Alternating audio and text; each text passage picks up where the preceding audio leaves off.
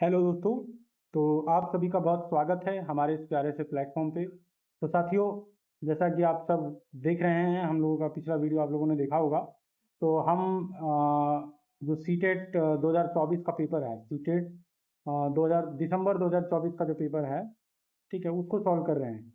तो कुछ लोगों का रिक्वेस्ट आ रहा था कि बहुत बड़े बड़े वीडियोस नहीं बनाने हैं, छोटे छोटे वीडियोस बनाने हैं। तो हमने अभी तक इस पेपर का सीडीपी और सोशल साइंस के कुछ क्वेश्चन सॉल्व कर लिए हैं दोस्तों, और बाकी के जो बचे हैं वो आज सॉल्व करेंगे। तो साथियों, अगर आप चाहते हैं कि आप लोगों को सीटेट दोबारा ना देना पड़े ज़िंदगी में कभी, तो मेरी एक बात को आज पल्ले गांठ बांध लीजिए। और वो बात ये है साथियों कि आप लोगों को, मेरे प्यारे साथियों, एक काम करना होगा, और वो बहुत शिद्दत से करना होगा आप लोगों को। कैसे करना होगा शिद्दत से? वो साथियों, शिद्दत से कुछ इस तरह करना होगा कि अगर आप प्रीवियस ईयर के पेपर नहीं सॉल्व करते हैं तो आप मेरी बात का यकीन मानिए कि आपको ये पेपर दोबारा देना ही होगा। तो दोस्तों, कुछ नहीं करना है। हमने अभी तक, ये हम लोगों का तीसरा पेपर है प्रीवियस ईयर के पैटर्न पे। आपको कुछ नहीं करना है, हमारे चैनल पर जाना है। हमने ऑलरेडी एक प्ले लिस्ट बना रखी है। उस प्ले लिस्ट को आपको चलाना है, कानों में ईयरफोन डालना है और सुनते रहना है। ठीक है, एक एक क्वेश्चन के सभी चारों ऑप्शन को हम लोग डिस्कस करते हैं। और दोस्तों, अगर आपको ये प्रीवियस ईयर के पेपर चाहिए सॉल्व वर्जन में, तो आप हमारे टेलीग्राम चैनल को ज्वाइन कर लीजिए। द ब्लैक माउंटेन अकेडमी के नाम से टेलीग्राम चैनल भी है दोस्तों। तो चलिए शुरू करते हैं। Question number 61। अब तक हमने 60 क्वेश्चन तक डिस्कस कर लिया था। ये दिसंबर 2024 का पेपर है दोस्तों। ठीक है, तो 61 का देख लेते हैं। 61 का क्या कह रहा है? सामाजिक विज्ञान में परियोजना पद्धति में शामिल है। तो project method in social science involve, क्या इन्वॉल्व करता है? क्या वो गतिविधि इन्वॉल्व करता है दोस्तों? ठीक है, क्या वो गतिविधि इन्वॉल्व करता है? बिल्कुल करता है। परियोजना विधि में विद्यार्थी सक्रिय रूप से कार्य करता है, यानी कि एक्टिव होता है वो, तो एक्टिविटी करता है। दूसरा, चर्चा, चर्चा करता है। क्या? प्रोजेक्ट मेथड में डिस्कशंस, कोलैबोरेशन और शेयरिंग आइडिया तीनों शामिल होते हैं। तो क्या दोस्तों? डिस्कशंस क्या शामिल होते हैं? डिस्कशंस, डिस्कशंस हो गए, कोलैबोरेशन हो गया, ठीक है, और क्या हो गया? शेयरिंग आइडियाज हो गया। ये सारी चीजें डिस्कशन शामिल हैं इसमें। ठीक है दोस्तों। चलिए, प्रयोग शामिल होता है क्या? बिल्कुल। प्रोजेक्ट मेथड में इन्वेस्टिगेशन और एक्सपेरिमेंट दोनों शामिल होता है। इन्वेस्टिगेशन और एक्सपेरिमेंट दोनों ही शामिल होते हैं दोस्तों। ठीक, तो ये है। क्या वर्णन शामिल होता है दोस्तों? क्या वर्णन शामिल होता है? ठीक है, क्या वर्णन शामिल होता है? नरेशन शामिल होता है। ठीक है, देखिए, नरेशन इसलिए शामिल नहीं होता है, ये गलत है हमारा, क्योंकि नरेशन जो है ना, टीचर सेंटर्ड एक वर्बल प्रेजेंटेशन होती है। ये क्या होती है? ये एक टीचर सेंटर अप्रोच होती है, यानी कि इसमें जो शिक्षक होता है वो मौखिक रूप से परियोजना विधि का जो मतलब जो लेक्चर है उसको बता रहा होता है स्टूडेंट्स को। तो इसमें जो ये है परियोजना पद्धति है, ये इसमें शामिल नहीं होता है। तो ए, बी और सी है इसका सही जवाब। ढूंढ लो भाई, ए बी सी यहाँ पे दिया हुआ है, तो फर्स्ट इसका सही आंसर है क्या दोस्तों? चलिए आगे बढ़ जाते हैं। ठीक है, 62 देख लेते हैं दोस्तों। 62, मुझे उम्मीद है मेरी आवाज़ आप सबको अच्छे से आ रही होगी। अगर आप लोगों को आवाज़ आ रही है तो एक बार कमेंट बॉक्स में बता दीजिएगा साथियों। ठीक है। नैदानिक मूल्यांकन का प्रयोजन उद्देश्य है। The purpose of diagnostic evaluation is to, क्या पर्पज है भाई डायग्नोस्टिक एवोल्यूशन का? चलिए एक एक करके देख लेते हैं। विद्यार्थियों के लक्षणों के बारे में सूचना प्राप्त करना।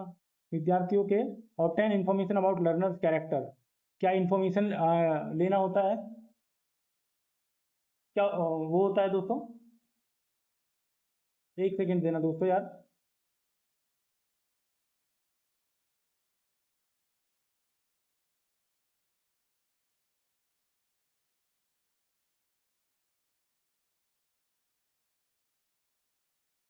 हाँ, ऑब्टेन इंफॉर्मेशन अबाउट लर्नर से कैरेक्टर, बिल्कुल ये सही होता है। Get to know about the knowledge students already possess, ये भी सही है। क्लासीफाई लर्नर्स इनटू कैटेगरीज, ये गलत है। कैटेगरीज में क्लासीफाई करना डायग्नोस्टिक एवोल्यूशन का पार्ट नहीं है। टू असेस द लर्नर्स, ठीक है, टू असेस द लर्नर्स होता है क्या? टू असेस द लर्नर्स होता है क्या दोस्तों?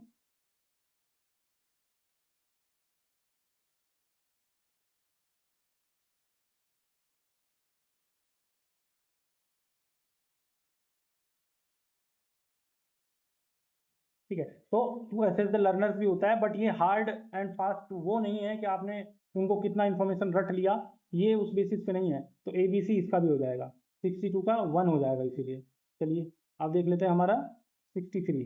63 क्या बोल रहा है दोस्तों? 63 क्या बोल रहा है? चलिए देख लेते हैं 63 क्या बोल रहा है एक बार।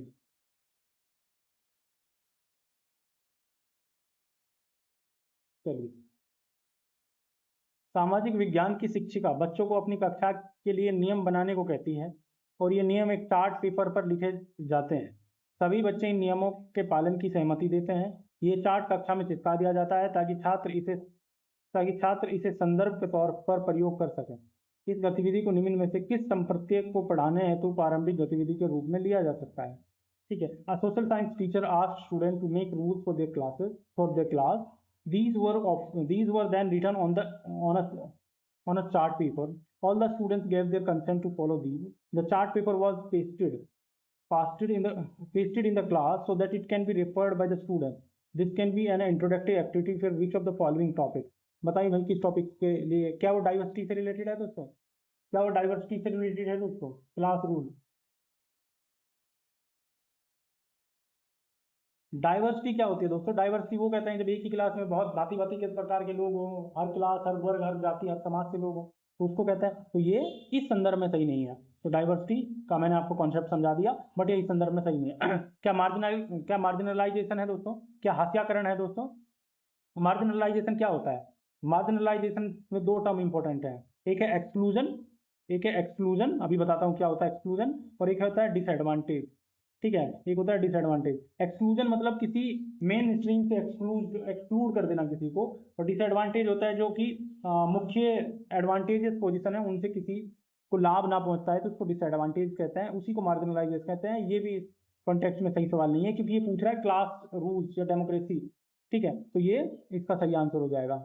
थर्ड इसका सही आंसर हो जाएगा दोस्तों। कैसे कैसे हो जाएगा?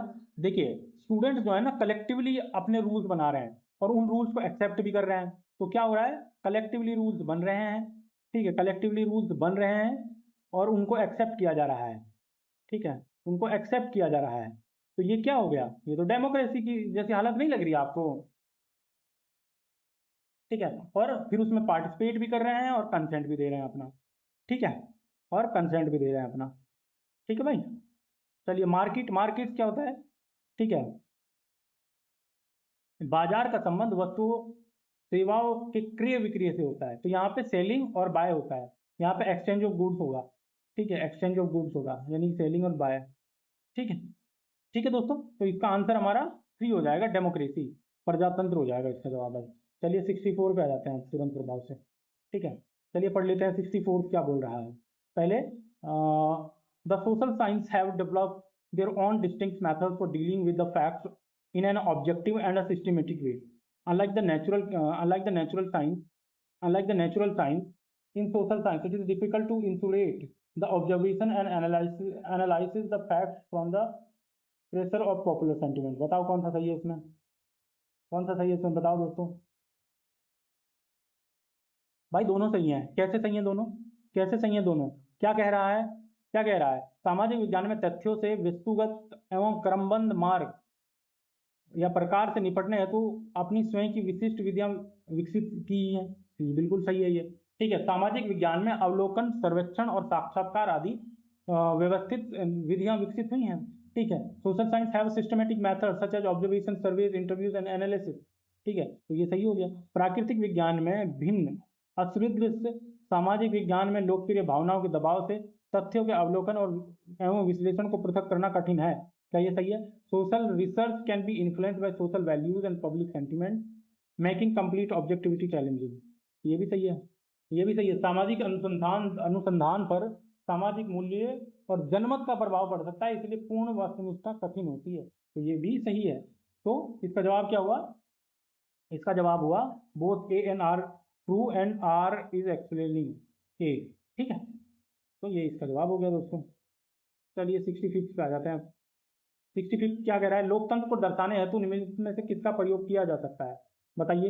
विच of the following may be use to denote democracy? बताओ भाई। लोक सम्मान और स्वतंत्रता। क्या लोक सम्मान और स्वतंत्रता सही है? बिल्कुल सही है भाई, एकदम सही है। देखिए कैसे सही है। इक्वेलिटी एंड फ्रीडम जो है ना, इक्वेलिटी और जो फ्रीडम है, ठीक है, इक्वेलिटी और फ्रीडम ये तो कोर वैल्यूज है ना भाई डेमोक्रेसी की। ये क्या है, कोर वैल्यूज है डेमोक्रेसी की, ठीक है, कोर वैल्यूज है ना डेमोक्रेसी की। तो ये हो गई सही, ये हो गया sir. People are wealthy and prosperous, ठीक है, धन संपन्नता लोकतंत्र की आवश्यक पहचान नहीं है दोस्तों, ठीक है, यानी कि वेल्दी नेस जो है वो एक मतलब रिक्वायर्ड पहचान नहीं है, तो ये गलत हो गया दोस्तों, ठीक है। People resolve conflict in a better way than others, ठीक है, ये पॉसिबल तो नहीं, ठीक है। हालांकि डेमोक्रेसी इंकरेज करता है पीसफुल रेजोल्यूशन का, but better than others is not a defining criteria, ठीक है। Government is more accountable and rational, ठीक है, डेमोक्रेटिक गवर्नमेंट जो है वो अकाउंटेबल तो होती है, ये भी सही है भाई। तो हमारा ए एंड डी सही है, ए और डी कहाँ पे है, A and D, government is more accountable and rational, ये ठीक है। A and D, A and D, A and D कहाँ है भाई, A and D, A and D दिया ही नहीं हुआ है, तो ये गलत है, ठीक है। तो इस ये बोर्ड ने भी माना था, इसका जवाब ए एंड डी है दोस्तों, ठीक है, ठीक है।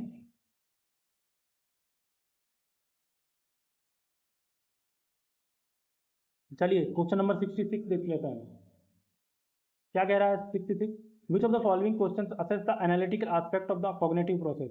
क्या आप बोल रहा है कि कौन सा क्वेश्चन जो है वो असेस करता है एनालिटिकल एस्पेक्ट का कॉग्निटिव प्रोसेस में, ठीक है, एनालिटिक कॉग्निटिव प्रोसेस, ठीक है। चलिए देख लेते हैं, चलिए देख लेते हैं एक एक करके।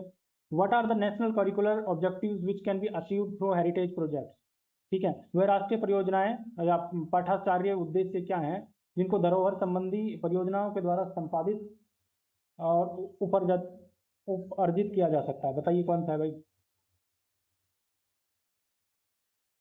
ठीक है। What are the national curricular objective, तो ये तो भाई रोड पे हो गया ना, ये तो भाई किस पे हो गया, ये रिकॉल पे हो गया, एक मिनट यार, ये बड़ा दिक्कत है इसमें से, ठीक है। तो ये तो भाई क्या हो गया, ये तो रिकॉल पे हो गया ना बेसिस, ठीक है, ये तो होगा नहीं। How are methods of history uses in research of science and the art and management studies, ये सही है इसका, कैसे सही है दोस्तों, देखो इसमें विभिन्न विषयों के बीच संबंध स्थापित करना पड़ता है, यानी कि जब अलग अलग डिसिप्लिन के सब्जेक्ट्स के बीच में हम संबंध स्थापित कर रहे हैं, तो हम हिस्टोरिकल मेथड्स और अदर डिसिप्लिन जो है उनका, उनके बीच में एक संबंध स्थापित करने के लिए हम उनकी सारी चीज़ों को पढ़ेंगे और एक एनालिसिस करेंगे, तो उससे हमारा एनालिटिकल स्किल्स का पता चलता है। In how many regional languages and local dialect विविध भारतीय प्रोग्राम्स आर ब्रॉडकास्ट, बताओ क्या इसमें है एनालिटिकल, नहीं भाई, तो ये तो फैक्चुअल रिकॉल इन्फॉर्मेशन है ना दोस्तों, फैक्चुअल रिकॉल इन्फॉर्मेशन है दोस्तों ये, ठीक है। तो write a review on two historical series you have watch, ठीक है, ये भी सही है, ये भी सही है। रिव्यू करने के लिए दो चीज़ों की जरूरत होती है, ठीक है, एवेल्युएशन और जजमेंट की, तो दोनों ही एनालिटिकल बेसिस में आते हैं, ठीक है, दोनों ही एनालिटिकल उसमें आते हैं।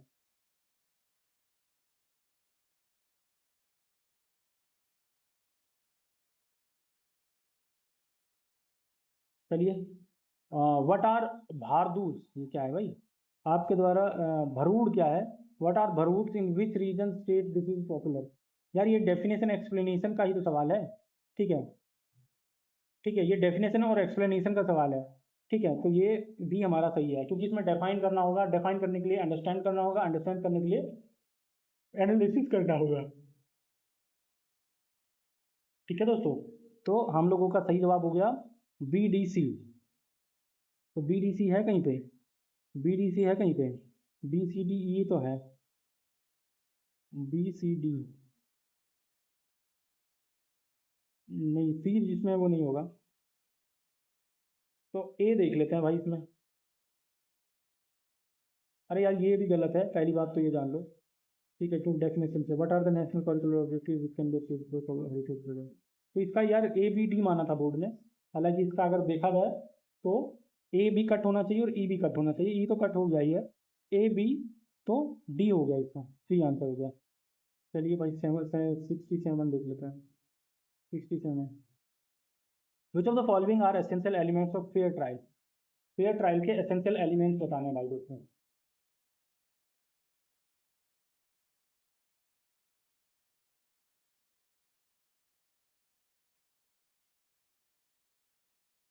चलिए देख लेते हैं। The trial is held in an open court, खुली अदालत न्यायिक प्रक्रिया में पारदर्शिता बढ़ाती है, यानी कि ये ट्रांसपेरेंसी बढ़ाता है, तो ये सही है, तो ये एसेंशियल एलिमेंट है। A copy of charge sheet and all other evidence that are prosecution present to the court are given to the accused, ठीक है, a copy of charge sheet and all other evidence that that the prosecution presents to the court are given to the accused। क्या ये है?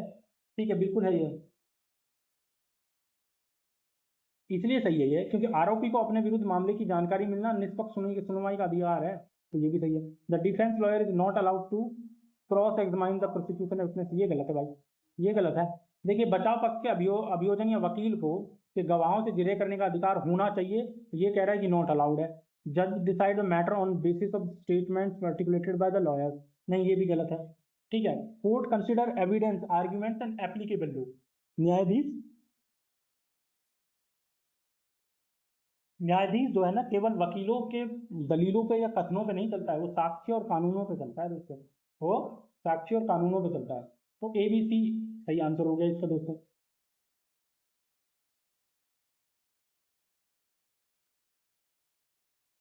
नहीं, ABD हो गया इसका answer ना, तो इसका 3 आंसर हो गया, इसका दोस्तों 3 आंसर हो गया। चलिए आगे बढ़ जाते हैं अब, 68 देख लेते हैं अब। 68 क्या कह रहा है? राष्ट्रीय चिकित्सा आयोग की चिकित्सा आचार संहिता में कहा गया है प्रत्येक चिकित्सा को जहां तक संभव हो उन दवाओं को निर्धारित करना चाहिए जो कहलाती हैं, क्या कहलाती हैं बताओ, क्या है क्वेश्चन नंबर 68?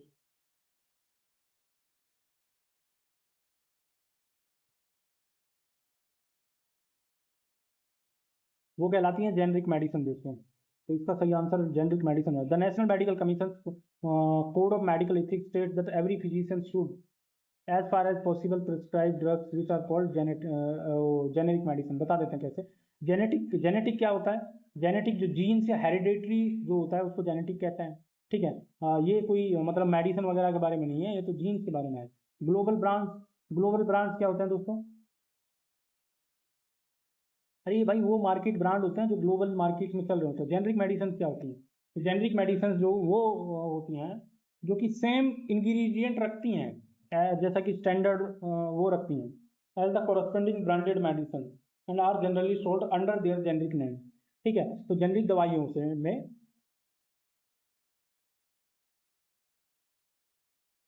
जेनरिक दवाई में सेम वो होता है, क्या होता है दोस्तों? जेनरिक दवाइयों में संबंधित ब्रांड दवा जैसा ही सक्रिय घटक होते हैं और इन्हें सामान्य नेम से बेचा जाता है।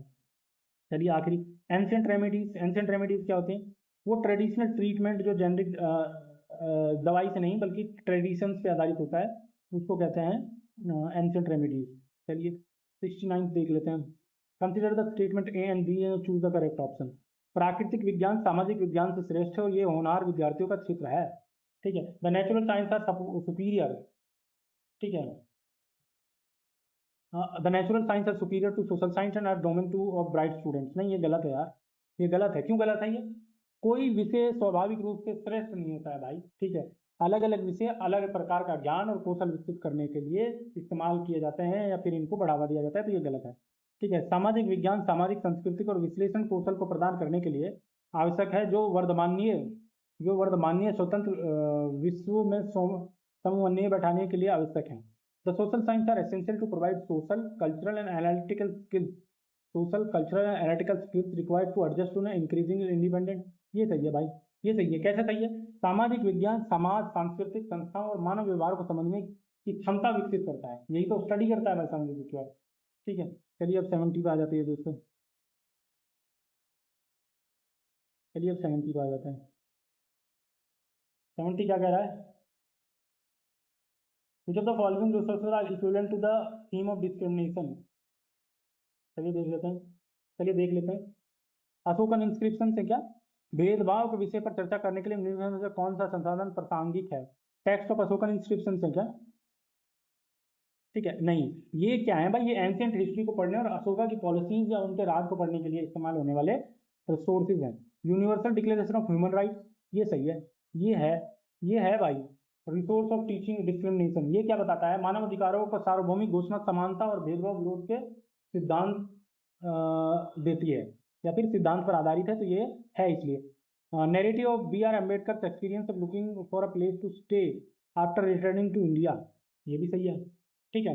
अंबेडकर के अनुभव जातिगत भेदभाव का प्रत्यक्ष उदाहरण देते हैं दोस्तों, तो इसीलिए जब इनका नरेशन होता है तो ये भी सही है। तो 2 और 3 सही है। Advertisement of women washing cloth in a commercial, क्या ये सही है? क्या ये सही है? बिल्कुल। ऐसा विज्ञापन लैंगिक रूढ़ियों और भेदभाव पर चर्चा के लिए उपयोगी है दोस्तों। Can be use to examine gender stereotypes and description, और सॉरी डिस्क्रिमिनेशन। तो ये है, फर्स्ट को छोड़ दिया जाए, 2, 3 एंड 1 है दोस्तों। ठीक है।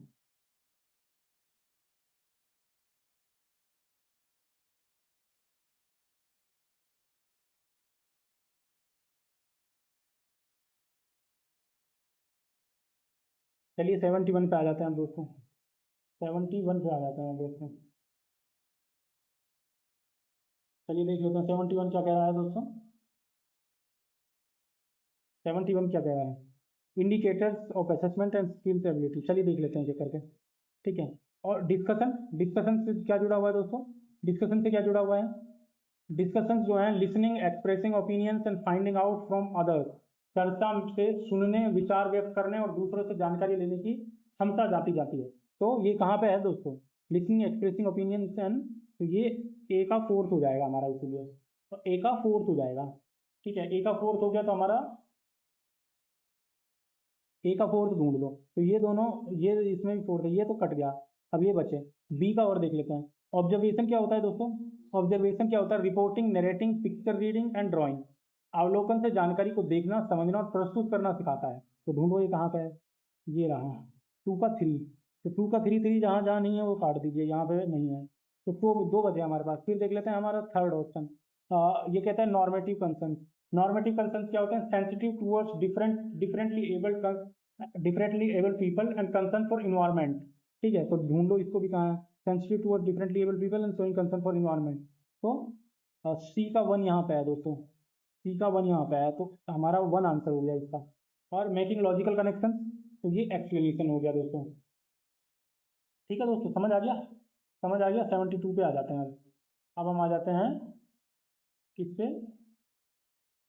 72 पे। ठीक है, चलिए भाई। चलिए थोड़ा पढ़ लेते हैं क्वेश्चन। लता सुबह 5 बजे चाय बेचती है, उसके बाद वह बहुत दूर कुएं से पानी धोकर लाती है। घर पहुंचने के बाद वह खाना बनाती है, कपड़े धोती है, घर की सफाई करती है, झाड़ू पोंछा करती है। इसके पश्चात वह अपनी चाय की दुकान के लिए सामान खरीद कर लाती है। इन सब कार्यों को कहा जाता है, क्या कहा जाता है इनको? बताइए क्या कहा जाता है इनको? लता sells tea at 5 a.m. She then goes to fetch water from a far away well. After reaching home, she cooks food, washes clothes, cleans the house, sweeps the and then goes off to purchase items for her tea shop. All this can be referred to as a double burden होगा भाई। ये double burden होगा। कैसे explain कर लेता हूँ। Care giving क्या होता है दोस्तों? केयर गिविंग क्या होता है? देखभाल जब हम किसी की करते हैं तो उसको केयर गिविंग कहते हैं। ये मेनली जो है ना, किसी की देखभाल करना, जैसे कोई चिल्ड्रन है, बच्चा है, तो उसकी देखभाल करने को ही हम केयर गिविंग कहते हैं। ठीक है, जब वो किसी पे डिपेंडेंट हो जाता है। तो ये तो नहीं होगा, तो वही केयर नहीं कर रहा है बेचारी लता की, तो ये गलत हो गया। डबल बर्डन क्या होता है दोस्तों? डबल बर्डन क्या होता है दोस्तों? आय अर्जित करने वाले काम के साथ घरेलू अवेतनी, जिन कामों के लिए काम ना मिले उनको अवेतनी काम कहा जाता है। काम कर अतिरिक्त भार ढोना, यानी कि दोहरा वजन, डबल बर्डन फेस करने को डबल बर्डन कहते हैं। तो यही वो कर रही हैं, तो ये सही आंसर है इसका 2। हाउस वर्क क्या होता है दोस्तों? ठीक है, हाउस वर्क को कहता है कुकिंग, वॉशिंग, क्लीनिंग एक्सेट्रा, जो कि हाउस घर में किए जाते हैं। बट लता तो चाय भी बेच रही है बाहर जाके। पेड वर्क और मार्केट भी जा रही है। पेड वर्क क्या होता है? ऐसा काम जिसके लिए हमको पैसे मिले। ठीक है। ठीक है, तो दोस्तों जेंडर स्टडीज में महिलाओं को जब paid plus unpaid unpaid work करती हैं तो उसको डबल बर्डन कहते हैं। तो वहीं से ये कॉन्सेप्ट आया है। तो जब महिलाएं महिलाएं क्या करती हैं? पेड प्लस अनपेड वर्क करती हैं, पेड प्लस अनपेड वर्क करती हैं, तो उसको डबल बर्डन कहा जाता है दोस्तों महिलाओं के लिए। ठीक है, जेंडर स्टडीज में। 73 देख लेते हैं दोस्तों। Involving teachers is considered important in the development of social science assessment framework 2। देखते हैं, सामाजिक विज्ञान के मूल्यांकन रूपरेखा के निर्माण में शिक्षकों की भागीदारी महत्वपूर्ण मानी जाती है। कितना सही है देख लेते हैं भाई, कितना सही है देख लेते हैं। Teachers participation in social science assessment framework, चलिए देख लेते हैं। Integrate contemporary events and prevailing changes, ये पहला ही ऑप्शन सही है आप लोगों का। पहला ही ऑप्शन सही है। कैसे सही है? शैक्षिक जो शिक्षक होता है कक्षा और समाज में हुए परिवर्तन से सीधे जुड़े होते हैं। इसीलिए उनकी भागीदारी से समसामयिक घटनाएं और परिवर्तनों को असेसमेंट में शामिल किया जा सकता है। यानी कि teachers are closely connected with the classroom reality and changing social condition, so their participation can help assessment incorporate contemporary issues. ठीक है, make curriculum and evaluation only subject centred and to limit its scope. ठीक है, ये incorrect है दोस्तों। अच्छा, सामाजिक विज्ञान मूल्यांकन केवल विषय वस्तु तक सीमित नहीं है दोस्तों। तो सब्जेक्ट सेंटर्ड जहाँ पे आ गया, वहीं पे गलत हो गया दोस्तों। ठीक है, save time labour and money by using teachers only as a resource. नहीं यार, ये तो एकदम ही गलत है। ये शिक्षक केवल समय और धन बचाने के लिए उपयोग किए जाने वाले संसाधन नहीं है, बल्कि ये तो इनको तो ज्ञान का दीपक कहा जाता है, इनको तो समाज का दीपक कहा जाता है, तो ये भी गलत है। Make necessary changes according to the level of teachers by using the experiences of teachers. ठीक है, शिक्षकों के अनुभव के आधार पर मूल्यांकन में आवश्यक सुधार किए जा सकते हैं, ये सही बात है। Teachers classroom experience can help identify whether assessment practices are appropriate for. चलिए 74 देख लेते हैं। 74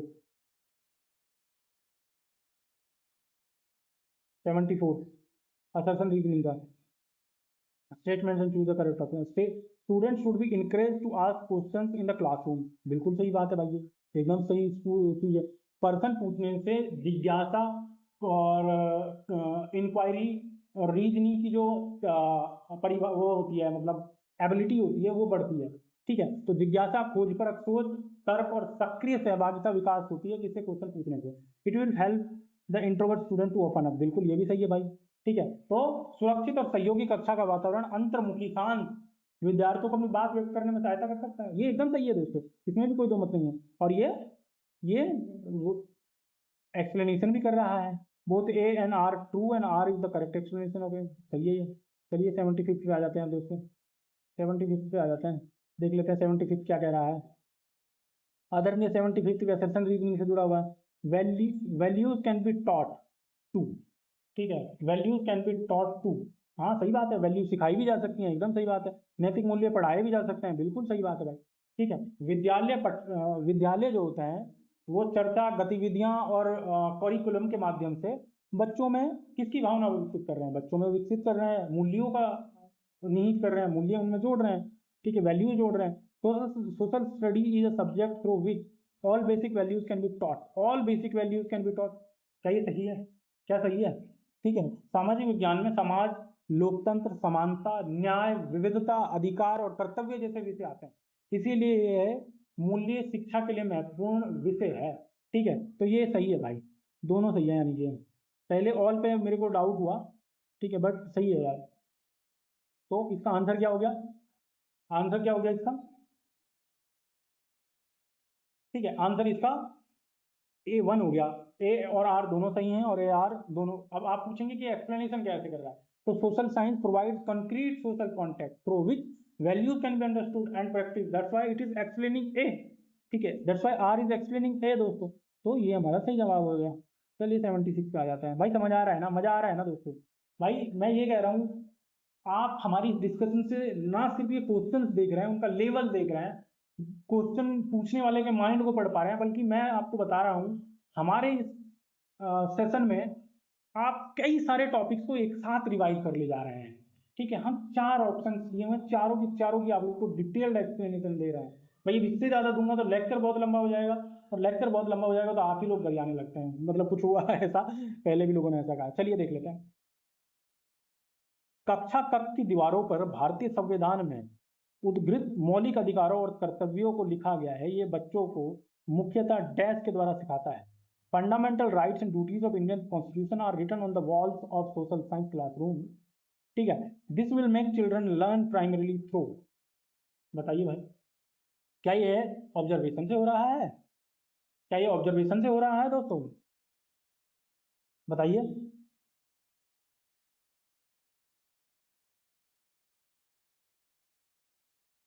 नहीं, ऑब्जर्वेशन से नहीं हो रहा है। देखिए, बच्चा देख जरूर रहा है, तो देख जरूर रहा है, तो देखने मात्र से आप किसी चीज को लर्न कर जाएं, उसको सीख जाएं, ये हर बच्चे के साथ पॉसिबल नहीं है। हालांकि अगर इसमें कई सारे ऑप्शन दिए होते और मुझे उनमें से सही जवाब देना होता, तो मैं सही बताइए, मैं ऑब्जर्वेशन को भी रख रहा होता, बट अभी यहाँ पे नहीं। इमेजिनेशन, इमेजिनेशन क्या होता है दोस्तों? इमेजिनेशन मतलब एक स्टूडेंट की सोच होती है, दिमाग की परिकल्पना होती है, दिल की परिकल्पना होती है दोस्तों, उसको इमेजिनेशन कहते हैं। तो वो तो हो नहीं रही है यहाँ पे, तो आपके सामने रखा है मामला। क्या मेमोराइजेशन से होता है? बिल्कुल मेमोराइजेशन हो रहा है, बिल्कुल मेमोराइजेशन हो रहा है। देखिए अभी इस तरह के मेमोराइजेशन पे कभी क्वेश्चन पूछता नहीं है बोर्ड, पर इस बार पूछा है। तो दीवार पर बार बार लिखी जानकारी देखने से विद्यार्थी उसे याद कर सकते हैं, इसलिए ये मुख्यतः मेमोराइजेशन है दोस्तों। और रीजनिंग, रीजनिंग तो इसमें लगा ही नहीं रहा है वो। रीजनिंग क्या होती है? रीजनिंग क्या है? स्टूडेंट को फोर्स करती है एनालाइज करने के लिए किसी चीज पे, व्यूज के संबंध को, एविडेंसेस को, आर्ग्यूमेंट्स को, और फिर उनको डिस्प्ले करती है इंफॉर्मेशन को। That doesn't automatically develop reasoning, और वो स्वाभाविक रूप से रीजनिंग डेवलप नहीं कर रहे होते हैं। तो ये 76 हो गया। तो ठीक है, ये याद करना इसका सही जवाब हो जाएगा दोस्तों। चलिए 77 तो देख लेते हैं दोस्तों। निम्न में से निम्न में से एक परियोजना कार्य है जिसमें छात्रों को प्रमाणिक वास्तविक दुनिया की समस्या समाधान के द्वारा अर्जित किया जा सकता है। बताओ दोस्तों, अंग्रेजी वाला ही देख लेते हैं, ज़्यादा टफ हिंदी हो जा रही है। Which of the following may be acquired by the learners in a project work, ठीक है, that involve engaging students in authentic real world problem solving task. ठीक है, बताओ दोस्तों, क्या ये सही है? क्या ये सही है? चलिए देख लेते हैं दोस्तों। तो क्या कह रहा है ये? प्रोजेक्ट वर्क की वो गतिविधियां बताइए। Project work and authentic real world problems देखिए। Development of critical thinking skills, बिल्कुल होता है प्रोजेक्ट वर्क से। ये कैसे होता है? Real world problems require student to analyse information, compare alternatives and make decision.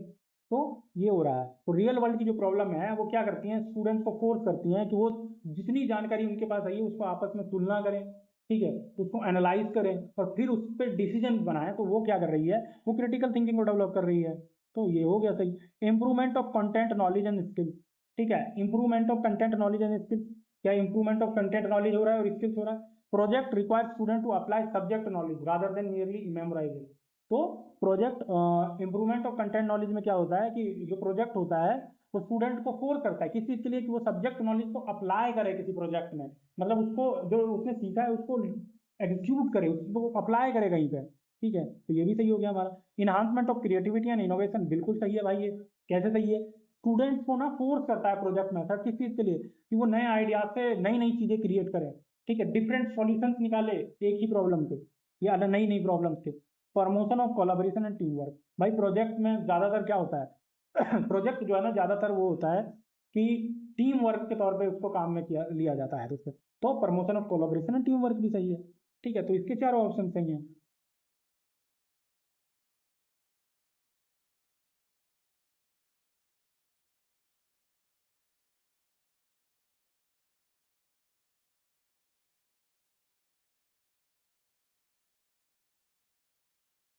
चलिए, a well design portfolio assessment in social science should be, ठीक है। चलिए, सामाजिक विज्ञान में एक अच्छी तरह से तैयार हुआ पोर्टफोलियो को क्या कहते हैं बताइए? क्या कहते हैं बताइए? पर्पजफुल एंड सिस्टमेटिक कहते हैं क्या? बिल्कुल कहते हैं। ठीक है भाई, उद्देश्यपूर्ण और व्यवस्थित तो होना ही चाहिए। वेल डिजाइन पोर्टफोलियो, और जो portfolio assessment in social science should भी पर्पजफुल एंड सिस्टमेटिक होना चाहिए, बिल्कुल सही बात है। Reflect regular assessment and activities of student, बिल्कुल सही बात है, ये भी सही है। ठीक है, तो portfolio should have a clear assessment purpose and systematic organisation, सही बात है। ये जो पोर्टफोलियो है वो एविडेंसेस के आधार पर होना चाहिए, और लर्नर्स की जो ऑनगोइंग वर्क और डेवलपमेंट है उसको इंक्लूड करना चाहिए इसमें। तो ये भी सही बात है भाई, बी भी सही है यानी कि। तो देख लेते हैं। Focus mainly on the preparation of report card, नहीं भाई, भाई रिपोर्ट कार्ड सिर्फ नहीं बनाना है। जो पोर्टफोलियो होता है दोस्तों वो एक तरह से ऐसा कार्ड होता है जिसमें सारी चीजें, स्ट्रेंथ, वीकनेस, फेलियर, सक्सेस सब शामिल होता है, मतलब हर चीज शामिल होती है। तो सिर्फ रिपोर्ट बनाने मात्र से संबंधित नहीं है। विद्यार्थी के कार्यों को लंबे समय तक संग्रह होना चाहिए, ये सही है, ये सही है। ठीक है, क्या होता है पोर्टफोलियो ना पूरे साल का गतिविधियों का जो है ना एक तरह से लेखा जोखा होता है जैसे। तो पोर्टफोलियो क्या होता है? सिस्टमेटिक कलेक्शन होता है evidences of learning over time. तो समय के साथ स्टूडेंट कितना सीख रहा है उसका सिस्टमेटिक कलेक्शन होता है एविडेंसेस का, not simply a file of everything a student has done. एक फाइल सिर्फ वही होती है कि स्टूडेंट ने क्या क्या कर लिया। ठीक है, चलिए भाई, चलिए 79 पे आ जाइए। ठीक है, आप अपने क्षेत्र के भूकंप पीड़ित व्यक्तियों को वास्तविक व सही स्थिति के बारे में जानकारी एकत्रित करने के लिए किस विधि का प्रयोग करेंगे? बताओ भाई, किस विधि का प्रयोग करेंगे? बताओ भाई, जल्दी बता दो। Actual status of earthquake victim, चलिए देख लेते हैं। इंक्वायरी मेथड करेंगे क्या? इंक्वायरी मेथड यूज करेंगे क्या? नहीं, इंक्वायरी मेथड भाई एक ब्रॉडर कॉन्सेप्ट होता है जिसमें हम क्या करते हैं, ठीक है, ब्रॉडर प्रोसेस ऑफ इन्वेस्टिगेशन होता है जिसमें हम क्वेश्चन प्रॉब्लम सॉल्विंग और most direct method for obtaining status information from a large affected population होता है। ठीक है, इसको हम सर्वे मेथड से करते हैं दोस्तों। ठीक है, इसको हम सर्वे मेथड से करते हैं। इंक्वायरी मेथड क्या होता है, एक बड़ा प्रोसेस होता है जिसमें हम इन्वेस्टिगेट करते हैं, क्वेश्चन पूछते हैं, आंसर उसके लेते हैं, ठीक है, और प्रॉब्लम देखते हैं क्या क्या है। ठीक है, ये डायरेक्ट मेथड नहीं है जिसमें हम एक किसी पर्टिकुलर चीज या कॉन्सेप्ट या टॉपिक पे क्वेश्चन पूछ रहे हैं। ठीक है, सर्वे मेथड क्या होता है, सर्वेक्षण में लोगों से व्यवस्थित रूप से जानकारी एकत्रित की जाती है, इसीलिए अर्थक्वेक विक्टिम की वास्तविक स्थिति जानने के लिए सबसे अप्रोप्रिएट जो है वो सर्वे मेथड है। Survey systematically collect information from individual household through questionnaire, interviews और शेड्यूल। ठीक है, प्रोजेक्ट मेथड क्या होता है दोस्तों, परियोजना विधि क्या होती है दोस्तों, परियोजना विधि जो है ना वो इन दोनों चीजों को इंक्लूड करती है, वो सर्वे को भी इंक्लूड करती है। ठीक है, but it is a broader learning activity approach है, इसमें ज्यादातर सीखने के लिए चीजें की जाती हैं। समस्या समाधान विधि क्या होती है दोस्तों, problem solving focuses on finding solution to a problem rather than primary collecting population level information. ठीक है, तो ये होता है भाई, ये भी गलत हो गया, यानी कि हमारा ये वी सही है। चलिए 80 क्वेश्चन देख लेते हैं, हमारा 80 क्वेश्चन देख लेते हैं। Which of the following technique is most effective to assess individual performance of a student working in a group task? ठीक है, निम्नलिखित में से कौन कौन सी मूल्यांकन विधि सबसे ज्यादा उपयुक्त होगी जबकि छात्र छोटे छोटे समूहों में काम कर रहे हैं और छात्रों को अलग अलग मूल्यांकन करना है। ठीक है, assessing individual performance during group work, बताइए बताइए दोस्तों। इसमें यार रूब्रिक्स एक काम की विधि है। कैसे? रूब्रिक्स जो है ना वो क्लियरली डिफाइंड एक क्राइटेरिया बता देता है जिसमें हम इंडिविजुअल परफॉर्मेंस को जज कर पाते हैं कि फला फला ये क्राइटेरिया है, फिर उसके बाद में किसी इंडिविजुअल का परफॉर्मेंस देखा जाता है, उसके बेसिस पे उसको जज किया जाता है। मल्टीपल चॉइस क्वेश्चन, एमसीक्यू नहीं, एमसीक्यूज नहीं होगा। कैसे नहीं होगा एमसीक्यू, ये जो है ना इंडिविजुअल की रिस्पॉन्स को इसमें प्री डिटरमाइंड माइंड क्वेश्चन होते हैं। ठीक है, जो कि अच्छी तरह से किसी स्टूडेंट को देख कर समझ कर उसको इवॉल्व करने का ऑप्शन हमको नहीं देते हैं। क्या प्रेजेंटेशन देता है, क्या प्रेजेंटेशन होता है, नहीं, प्रेजेंटेशन भी गलत है दोस्तों। प्रेजेंटेशन कैसे गलत है, प्रेजेंटेशन जो है ना एविडेंस तो प्रोवाइड करा देता है इन्फॉर्मेशन के बारे में, but it is by by itself it doesn't necessary provide a systematic assessment of individual contribution. ठीक है, हाँ पोर्टफोलियो होता है, ये सही है। तो ए और डी हमारा सही आंसर हो गया, इसका कोड सही है हमारा यहाँ। ठीक है, for authentic performance assessment rubrics are especially useful because they make criteria explicit। ठीक है, चलिए भाई 81 पे आ जाते हैं आप दोस्तों। 81 पे आ गया हम। भारतीय संविधान के अनुसार इस प्रकार का आरक्षण समानता के अधिकार का उल्लंघन कर नहीं है। ठीक है, according to Indian constitution this kind of reservation is not a violation of the right to equality. चलिए पढ़ लेते हैं। To give special treatment to someone in order to ensure equal opportunity, सही आंसर ये रहा आपका। वास्तविक समानता स्थापित करने के लिए वंचित वर्गों के पक्ष में विशेष प्रावधान किए जा सकते हैं। ठीक है, तो ये क्या कह रहा है, to give special treatment to someone in order to ensure equal opportunity, समान अवसर सुनिश्चित करने के लिए किसी के साथ विशेष व्यवहार अपनाना। तो ये क्या कह रहा है हमारा क्वेश्चन, भारतीय संविधान के अनुसार किस प्रकार का आरक्षण समानता के अधिकार का उल्लंघन नहीं है, तो यही है। ठीक है, ये सही है, पॉजिटिव है यानी कि। ठीक है, जिन राज्यों से प्रतिनिधित्व या मंत्री चुनकर आते हैं उन्हें राज्यों के लोगों को नौकरियां देना, नहीं भाई ये तो गलत है ना, ये तो गलत है ना, ये नेगेटिव स्टेटमेंट है।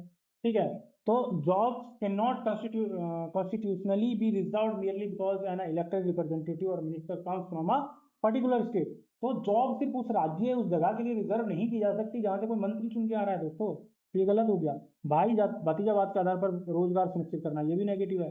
ठीक है, रोजगार राजनेताओं के सगे संबंधियों को नौकरी देना, ये भी नेगेटिव है। तो पॉजिटिव एक ही हो गया, तो हमारा वन आंसर हो गया इसमें, हमारा वन आंसर हो गया दोस्तों। ठीक है, 82 देख लेते हैं दोस्तों। 82, which of the following provide scope to develop critical thinking skills. ठीक है, बताओ भाई कौन सा है वो जो स्कोप प्रोवाइड करता है क्रिटिकल थिंकिंग स्किल्स को डेवलप करने के लिए। ठीक है,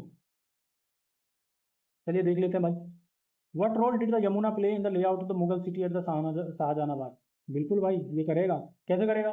ठीक है, role of Yamuna in Shahjahanabad require करता है किसी to establish a relationship between river geography and urban planning. ठीक है, और जहाँ पे रिलेशनशिप बिल्ड किया जा रहा है किसी चीज के बीच में, मतलब एनालिसिस हो रहा है, मतलब अंडरस्टैंडिंग हो रही है, तो ये हमारा सही है। What role did the what is the purpose of press conference? How does the press conference help you to get information on what the government is doing? ठीक है, purpose of press conference, how it provides information. ये जो है understanding चाहिए इसके लिए, ये बताने के लिए अंडरस्टैंडिंग चाहिए। Understanding the function of institution and analysing how information about government reaches citizen. तो किस चीज़ के बारे में इंफॉर्मेशन चाहिए, अंडरस्टैंडिंग चाहिए कि किस तरह से इंस्टीट्यूशन काम करते हैं और किस तरह से इंफॉर्मेशन लोगों तक पहुंचती है दोस्तों। ठीक है, तो ये भी सही है। Differentiated markets with illustrative examples, ये गलत है दोस्तों, ये गलत है। कैसे गलत है? ठीक है, डिफरेंशिएशन जो है ना, हालांकि वो अंडरस्टैंडिंग रिक्वायर करता है कि उसमें अंडरस्टैंडिंग होनी चाहिए, एंड कंपैरिजन भी रिक्वायर करता है। This particular question is completely more focused on classification description than deeper critical thinking. तो ये डीपर क्रिटिकल थिंकिंग के लिए जरूरी होता है, इसलिए it is necessary for the civil servant to be particularly neutral explain. हाँ, ये भी सही है भाई, ये भी सही है। Requires argument justification and evaluation of democratic administration. ठीक है, ये भी सही है। Availability of water is a major factor affecting the settlement pattern, discuss करना है। ठीक है, ठीक है, water availability and settlement pattern, तो ये कॉज इफेक्ट रिलेशनशिप को स्टडी करता है, इसलिए ये भी सही है। ठीक है, तो हमारा सी गलत था दोस्तों, जहाँ जहाँ सी है उसको काट दीजिए, यहाँ सी है, यहाँ सी है, ए बी डी ई हो गया हमारा आंसर, 3 आंसर हो गया हमारा दोस्त। चलिए अब 83 पा जाते हैं दोस्तों, 83 देख लेते हैं दोस्तों। 83 क्या कह रहा है? A large number of people in rural India who are landless, although their main livelihood sources agriculture, are called as। ग्रामीण भारत में एक बड़ी संख्या में जो लोग भूमिहीन हैं जबकि उनकी जीविका का मुख्य स्रोत कृषि है, क्या कहलाते हैं? ठीक है, सॉरी गाइस, कॉल आ गया था। ठीक है, चलिए 83 बताइए। ग्रामीण भारत में एक बड़ी बड़ी संख्या में जो लोग भूमिहीन हैं जबकि उनकी जीविका का मुख्य स्रोत कृषि है, कहलाते हैं? सीमांत किसान कहलाते हैं क्या? क्या मार्जिनल फार्मर्स कहलाते हैं? भाई, सीमांत किसान या मार्जिनल फार्मर्स तो होते हैं जिनके पास बहुत छोटी पीस ऑफ लैंड होता है, जिनके पास बहुत छोटी होती है। ठीक, ठीक है, they are there for not landless, तो ये लैंडलेस नहीं होते हैं दोस्तों। ठीक है, माइग्रेंट लेबर्स होते हैं क्या? बिल्कुल माइग्रेंट लेबर्स होता है। ठीक है, तो जो लैंडलेस रूरल वर्कर्स होते हैं, वो जो माइग्रेट करते हैं सीजनली, वो इसलिए जाते हैं ताकि उनको जब एग्रीकल्चर जब नहीं हो रहा होता है, जब एग्रीकल्चर में इंप्लॉयमेंट नहीं हो रही होती है, ठीक है, तो शहर चले जाते हैं, और जब एग्रीकल्चर में इंप्लॉयमेंट जनरेट हो जाती है तो आके एग्रीकल्चर खेतों पे काम करने लग जाते हैं, तो जिनको माइग्रेंट वर्कर कहते हैं। तो ये जो है ग्रामीण भारत की बड़ी संख्या जो लोग भूमिहीन है जबकि उनकी जीविका मुख्य रूप से कृषि है, तो ये मार्जिनल लेबरर्स हो गए। एग्रीकल्चरल लेबरर्स होंगे क्या? एग्रीकल्चरल लेबरर्स होंगे क्या दोस्तों? एग्रीकल्चरल लेबरर्स होंगे क्या? ठीक है, एग्रीकल्चरल लेबरर्स होंगे क्या? ठीक है, देख लेते हैं। हाँ भाई, मैंने अभी बताया ना, एग्रीकल्चरल लेबर्स तो होंगे ही, जिनकी जिनकी आय जो है कृषि से आ रही है, तो वो एग्रीकल्चरल लेबरर्स कहलाते हैं। तो स्मॉल फार्मर्स होंगे क्या? भाई, स्मॉल फार्मर्स के पास भी अपनी लैंड है, ठीक है, और वो उस पर काम कर रहे हैं, तो ये तो नहीं होगा। तो यानी कि हमारा बी एन सी होगा, बी एन सी डी इसमें है 2 में, तो ये सही जवाब होगा हमारा। तो मार्जिनल स्मॉल फार्मर्स कौन होते हैं? जिनके पास लैंड होता है। एग्रीकल्चरल लेबरर्स कौन होते हैं? जो कि खेती कृषि फील्ड में काम तो करते हैं, बट उनके पास अपना जमीन नहीं होता है, वो ज़्यादातर दूसरों के द्वारा हायर किए होते हैं। चलिए भाई, 84 पे आ जाते हैं दोस्तों, 84 पे आ जाते हैं हमारे साथियों, प्यारे प्यारे साथियों, दोस्तों, मित्रों। मज़ा आ रहा है कि नहीं, आप लोग बताइए यार। ठीक है, चलिए। The idea of liberty, equality and fraternity of Indian constitution are borrowed from. बताइए, सिंपल क्वेश्चन है, बचपन तक से पढ़ रहे होंगे। ठीक है भाई, ये फ्रेंच रेवोल्यूशन से लिया गया है, बचपन से पढ़ रहे हैं आप ये, बचपन से पढ़ रहे हैं। ठीक है, ठीक है, तो लिबर्टी, इक्वालिटी एंड फ्रेटर्निटी कहाँ से आया? फ्रेंच रेवोल्यूशन से। ठीक है, अमेरिकन रेवोल्यूशन से क्या लिया गया है, बता सकता है कोई? अमेरिकन रिपब्लिकन से लिया गया है क्या? यहाँ से लिया गया है independent state, independent state, Republican state, ठीक है, रिपब्लिकन गवर्नमेंट, सॉरी। ठीक है, और यहाँ से लिया गया है क्या? Individual rights. ठीक है, इंडिविजुअल राइट्स। ठीक है, ये लिया गया है यहाँ से। फ्रेंच से मैंने आपको बता ही दिया, फ्रेंच रेवोल्यूशन से liberty, equality and fraternity, liberty, equality and fraternity लिए गए हैं। ठीक है, रूसी क्रांति से क्या लिया गया है दोस्तों, बता सकता है कोई? ठीक है, जो सोशलिस्ट हमारा सिस्टम है वो लिया गया है, सोशलिस्ट और कम्युनिस्ट जितनी भी झलक है हमारे कॉन्स्टिट्यूशन पे, वो सारी यहाँ से आ रही है। ठीक है, मैग्ना कार्टा क्या है? ठीक है, तो मिल गया जवाब दोस्तों। तो फ्रेंच रेवोल्यूशन 85 पे चल देते हैं क्योंकि टाइम बहुत हो गया है। ठीक है, 85 पे चल देते हैं दोस्तों। ठीक है, which of the following should be considered as a gender neutral atmosphere in school. बताइए, निम्नलिखित में से कौन सी स्थिति किसी विद्यालय में लिंग तटस्थ वातावरण का उदाहरण है? बताइए, जेंडर न्यूट्रल। चलिए, अगर a group of girls are making rangoli, नहीं भाई, ये तो जेंडर प्रो हो गया, ना कि एंटी हो गया उसका। लड़कियों के समूह द्वारा रंगोली बनाना तो जेंडर आधारित हो गया, ये तो जेंडर को बढ़ावा दे रहा है। Activity itself is not inherently female but in the context of this question. ठीक है, किसी पर्टिकुलर काम को किसी एक पर्टिकुलर जेंडर के लिए असाउंड करना। ठीक है, a group of boys are volunteering in annual function, a group of boys. ठीक है, तो ये क्या पूछ रहा है, कौन सी विद्यालय? हाँ, इसमें ये पॉजिटिव है भाई। ठीक है, a group of girls are preparing for dance competition, अब ये भी फिर से वही हो गया कि मतलब जो डांस करेंगी वो महिलाएं करेंगी क्या? Boys arranging refreshment, a group of boys are arranging refreshment for guest. ठीक है, तो ये भी पॉजिटिव हो गया। ठीक है, कैसे? देखो भाई, होता क्या है, जेंडर न्यूट्रल स्कूल एनवायरनमेंट कब बनेगा? जब हम पर्टिकुलर एक्टिविटीज को पर्टिकुलर जेंडर को असाइन करना बंद करेंगे, स्टीरियोटाइप्स को रोक देंगे, तोड़ देंगे। जैसे कि girls do domestic creative work and boys do public organisation work, इन सारी चीज़ों को जब हम तोड़ देंगे तब। तो इसका आंसर क्या हो गया हमारा? 85 का हमारा आंसर क्या हो गया दोस्तों? इसका आंसर हो गया बी एंड डी। ठीक है, तो ये बी एंड डी हो गया हमारा। चलिए 86 देख लेते हैं। Which region in India has the highest concentration of Adivasi communities? बताइए भाई, किसमें है? जल्दी बता दो दोस्तों। चलिए पढ़ लेते हैं। क्या नॉर्थ इंडिया है, साउथ इंडिया है, ईस्ट इंडिया है, वेस्ट इंडिया? अच्छा क्वेश्चन है यार, अच्छा क्वेश्चन है। बताओ, इस एंगल से आपने सोचा है कभी? भाई ईस्ट इंडिया होगा इसका। कहाँ है ईस्ट इंडिया? ये रहा हमारा ग्रेट ईस्ट इंडिया। ठीक है, तो भारत में आदिवासी जनसंख्या का सबसे बड़ा जो केंद्र है वो मध्य एवं पूर्वी भारत में पाया जाता है। तो सेंट्रल, ठीक है, सेंट्रल और ईस्ट इंडिया में पाया जाता है, विशेषकर झारखंड, उड़ीसा, छत्तीसगढ़ और पश्चिम बंगाल के कुछ हिस्से। North India. ठीक है, ठीक है भाई।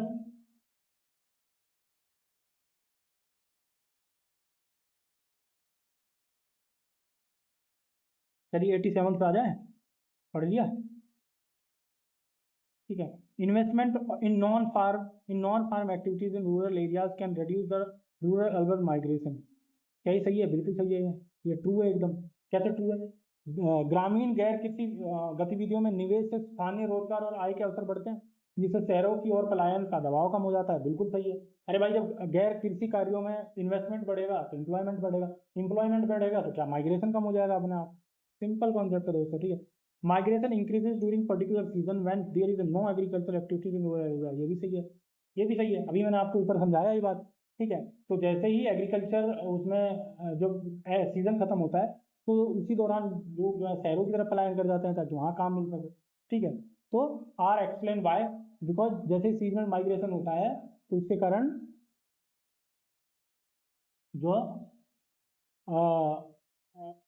जो सीजनल माइग्रेशन होता है वो अलग होता है, जो एक परमानेंट सॉल्यूशन दे रहा है। स्टेटमेंट वन परमानेंट सॉल्यूशन दे रहा है, ये सीजनल माइग्रेशन की बात कर रहा है। तो ये दोनों सही है अपने आप में, both A and R true है, बट एक्सप्लेनेशन नहीं कर रहे हैं। Both A and R true but R is not correct explanation of A. ठीक है भाई दोस्तों, चलिए 88 पे आ जाते हैं। 88 देख लेते हैं। A teacher wants to divide 30 students of her class in small group for a task on diversity which will be the most relevant way to make small groups of a student.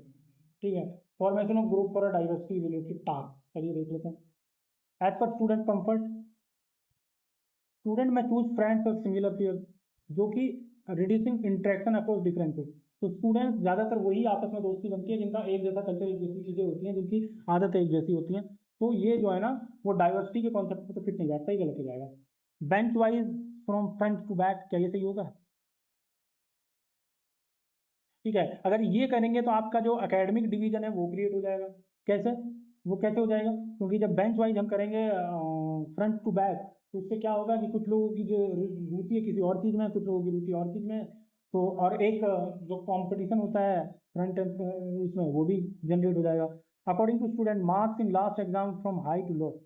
ठीक है, तो grouping by marks can reinforce academic division and doesn't promote diversity. ठीक है, तो अगर ये करेंगे हम तो वो विद्यार्थियों में जो है ना एकेडमिक डिवीजन क्रिएट कर देगा। किसके आधार पे? मार्क्स के आधार पे, जो कि डाइवर्सिटी को तो कतई नहीं देना। Heterogeneous random group based on game, ठीक है, ये सही है भाई। तो जब हम रैंडम ग्रुपिंग करेंगे तो उससे क्या होता है, उससे जो है ना इंटरेक्शन बढ़ता है, उससे चांसेस बढ़ते हैं कि डिफरेंट बैकग्राउंड के लोग एक साथ बैठें, एक साथ रहें। तो ये कॉन्सेप्ट कहाँ से आता है, teaching about diversity should itself provide opportunity to diverse interaction. चलिए भाई आगे आ जाइए, ठीक है। तो इसका सही जवाब फोर्थ हो गया, देख लिया ना आपने। 89th, which one of the following statements accurately reflect the concept of plurality in social science curriculum, choose the correct option। चलिए चलिए देख लेते हैं भाई इसको, देख लेते हैं इसको भी। Dominance of a single ideology, ठीक है। Dominance of a single ideology से क्या होता है, वो तो एकदम भाई, ये तो मतलब ये जो एकल विचारधारा की जो प्रबुद्धता है, ये तो अनेकवाद की नहीं, एकवाद की, एकल विचारधारा की प्रमुखता को बढ़ावा दे रहा है, तो ये तो गलत है। अनेक परिप्रेक्ष्यों और विविध दृष्टिकोणों को सम्मिलित करना, ये सही है, ठीक है, ये सही है हमारा। Inclusion of multiple perspective and diverse views input, सही है, ये सही है। करेक्ट ऑप्शन बताना था, ये सही है। तो ये क्या हो रहा है, जब हम बहुत सारे पर्सपेक्टिव को एक साथ इज्जत देते हैं, मान सम्मान देते हैं, उनसे सीखते हैं, उनसे एक्सपीरियंस गेन करते हैं, उनको इंटरप्रेट करते हैं, उनका पर्सपेक्टिव समझते हैं, तो उससे क्या बढ़ती है, उससे प्लुरैलिटी बढ़ती है, उससे अनेकतावाद बढ़ती है, ठीक है। एक्सक्लूजन ऑफ सर्टन पर्सपेक्टिव नहीं, जैसे एक्सक्लूजन करेंगे फिर हम उसकी मतलब क्या कहते हैं उसको, एकल विचारधारा की तरफ बढ़ते चले जाएं, तो ये भी गलत है। Use of complex language in social science curriculum material, ये भी गलत है। क्यों, क्योंकि वो इसका कोई रिलेशन ही नहीं है कॉम्प्लेक्स लैंग्वेज से उससे, ठीक है, सही है। The constitution determine the relationship among people living in a territory called citizens and also, चलिए देख लेते हैं, चलिए देख लेते हैं। People and corporate, people among relationship among people and corporate, ये गलत है। कैसे गलत है ये, corporate relationship are not the fundamental relationship refers here. तो कॉर्पोरेट रिलेशनशिप जो है ना, फंडामेंटल रिलेशनशिप नहीं है, इस क्वेश्चन में दिया गया। इस क्वेश्चन में क्या किया गया, संविधान एक क्षेत्र में रहने वाले बच्चों के लोगों के बीच नागरिक नामक संबंध निर्धारित करता है, और ये डैश को निर्धारित करता है, ठीक है। रिलेशनशिप अमंग नेबरिंग कंट्रीज, नहीं, नेबरिंग कंट्रीज की बात नहीं कर रहा है, सिटीजन की बात कर रहा है, ठीक है। ये इंटरनेशनल रिलेशन की बात नहीं कर रहा है, ठीक है। पीपल एंड गवर्नमेंट की बात कर रहा है, relationship among people and government, ये सही है। Relationship among neighbour countries and, भाई फिर वही बात है, ये तो इंटरनेशनल रिलेशन में आ गया ना, तो फ्री सही है इसका। तो दोस्तों इस तरह से हमारे सोशल साइंस का जो क्वेश्चन पेपर था वो सॉल्व हो गया, ठीक है।